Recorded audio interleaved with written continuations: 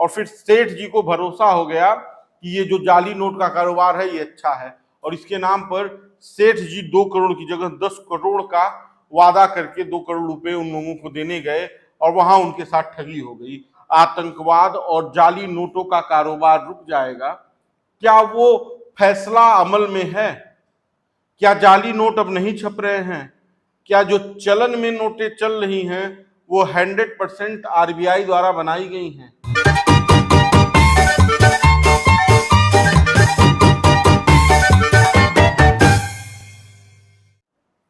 8 नवंबर 2016, ये तारीख तो आपको याद होगी, और याद इसलिए होगी कि उसके बाद से पूरा जीवन अफरा तफरी में बीता होगा। बैंकों के बाहर लंबी लंबी कतारों में आपको खड़ा होना पड़ा होगा, और वजह ये कि नोट बदली का समय था। प्रधानमंत्री ने 8 नवंबर 2016 की रात को यह घोषणा की थी कि जो भी 500 और 1000 के नोट हैं अब वो बंद कर दिए जाएंगे और उसकी जगह नए नोट चलेंगे। इसकी खबर कानो कान किसी के पास नहीं थी। अचानक हुई इस घोषणा ने पूरे देश में हाहाकार का माहौल बना दिया। दूसरे दिन बैंकों के सामने लंबी लंबी कतारें थीं। तमाम कहानियां 8 नवंबर के बाद से इस घटना से जोड़ी जाती हैं। कहीं खजांची पैदा हुआ तो कहीं कोई लाइन में लगा लगा इस दुनिया को छोड़कर चला गया। ये पहली बार नहीं हुआ था कि जब नोटबंदी हुई थी।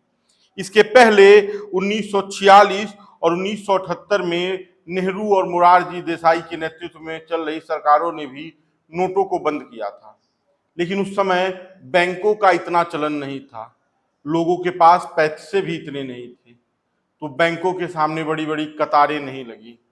पूंजीपतियों ने नोट धीरे धीरे बदल दिया। लेकिन 2016 में नोटबंदी के बाद जो माहौल बनाया गया और कहा गया कि देश में इस नोटबंदी का बड़ा लाभ मिलेगा, आतंकवाद खत्म हो जाएगा, भ्रष्टाचार खत्म हो जाएगा। तमाम मीडिया संस्थानों पर खबरें चली कि 2000 की नोट और 500 की नोट में चिप लगा हुआ है, और इससे अगर आप जमीन के 20 फीट 50 फीट नीचे भी नोट रखेंगे तो सैटेलाइट से पता चल जाएगा। खैर, ये खबरें चुटकुला बन के रह गई। 500 2000 ही नहीं, 10 20 50 100 और 200 के भी नोट बदले गए। तब 200 और 2000 का नोट चलन में नहीं था, इसलिए इसे नए स्वरूप में देखा गया, और 1000 के नोट को तो पूरी तरह से बंद कर दिया गया। लेकिन जो नए नोट आए उसमें से भी कुछ नोट लंबे समय तक चलन में नहीं रह पाए। 19 मई 2023 को आरबीआई ने 2000 के नोटों को भी बंद करने की घोषणा कर दी। लेकिन आज हम ये सारी बातें क्यों बता रहे हैं? बातें बताने का मकसद ये है कि जिस घोषणा के बाद ये बताया गया था कि सरकार के इस फैसले से भ्रष्टाचार, आतंकवाद और जाली नोटों का कारोबार रुक जाएगा, क्या वो फैसला अमल में है? क्या जाली नोट अब नहीं छप रहे हैं? क्या जो चलन में नोटें चल रही हैं वो 100% आरबीआई द्वारा बनाई गई हैं?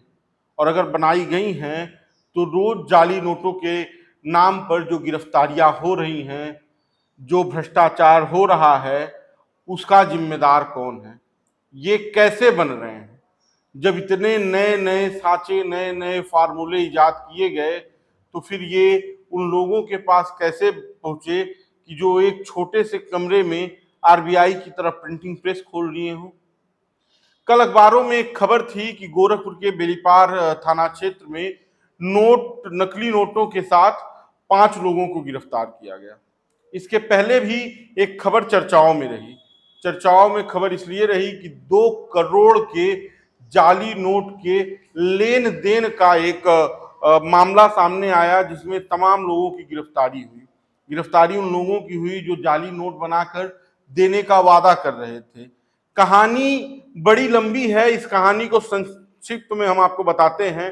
कहानी यह है कि एक सेठ जिसके पास कुछ व्यक्ति जाते हैं और वो बताते हैं कि हम आपको असली नोटों की बदले में नकली नोट देंगे और वो एकदम असली नोट होंगे, वो चलेंगे। सेठ जी मान जाते हैं और उन्होंने कुछ पैसे देकर पहले नकली नोट, उससे 5 गुना अधिक नकली नोट लिए और उन नोटों को उन्होंने मार्केट में चलाया। जाली नोट देने का वादा करने वालों ने असली नोटों के बदले 5 गुना असली नोट दिए। तो आसानी से मार्केट में चल भी गए और फिर सेठ जी को भरोसा हो गया कि ये जो जाली नोट का कारोबार है ये अच्छा है, और इसके नाम पर सेठ जी 2 करोड़ की जगह 10 करोड़ का वादा करके 2 करोड़ रुपए उन लोगों को देने गए और वहां उनके साथ ठगी हो गई। नकली पुलिस आई और सारा पैसा लेकर चली गई। बाद में पता चला कि ये सारा भ्रष्टाचार सिर्फ और सिर्फ सेठ जी को लूटने के लिए किया गया था और वो सारे आरोपी गिरफ्तार हुए, पुलिस की सक्रियता हुई। लेकिन जिस सेठ जी ने नकली नोटों को लेने की उम्मीद बांधकर मार्केट में चलाने का सोचा था, उनके ऊपर कोई कार्रवाई नहीं हुई, पुलिस ने उनके ऊपर कोई शिकंजा नहीं कसा। और ये घटना मुख्यमंत्री के शहर गोरखपुर की है। लेकिन कुछ दिन पहले जब बेलीपार थाना क्षेत्र में 5 लोग गिरफ्तार हुए और फिर यह चर्चा हुई कि क्या नकली नोट आसानी से बन जा रहे हैं, तो आरबीआई के ऊपर और सरकार के ऊपर सवाल तो उठता है। इसके पहले भी जाली नोट के कारोबार में कुशीनगर में एक सपा नेता के ऊपर कार्रवाई हुई थी, उसके पहले गोंडा में भी।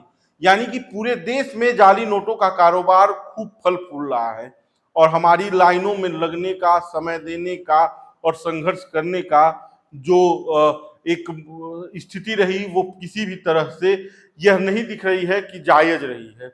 सरकार सिर्फ और सिर्फ आम आदमी को परेशान करने के लिए नोटबंदी कर रही थी। क्या जाली नोटों का कारोबार बंद हो गया, क्या भ्रष्टाचार बंद हो गया, ये अभी भी सवाल बना हुआ है। लेकिन प्रशासन के ऊपर सबसे बड़ी जिम्मेदारी है कि इस तरह की घटनाओं पर कार्रवाई करे। जाली नोट धड़ल्ले से मार्केट में घूम रहे हैं और लोगों के हाथों तक पहुंच रहे हैं। बैंकों में जमा कराने जाइए तो वो नोट आपको वापस मिल जाते हैं, और अगर आपके पास ज्यादा संख्या में नोट हैं तो कार्रवाई भी हो जाती है। यानी हर तरफ से सिर्फ और सिर्फ आम आदमी पिस रहा है। इस खबर पर आपकी क्या राय है, हमें कमेंट बॉक्स में बताइएगा। आने वाले दिनों में 8 नवंबर भी है, तो इसे खूब धूमधाम से मनाइएगा। बाकी का बेधड़क खबर देखते रहिएगा, इस वीडियो को शेयर कीजिएगा। धन्यवाद।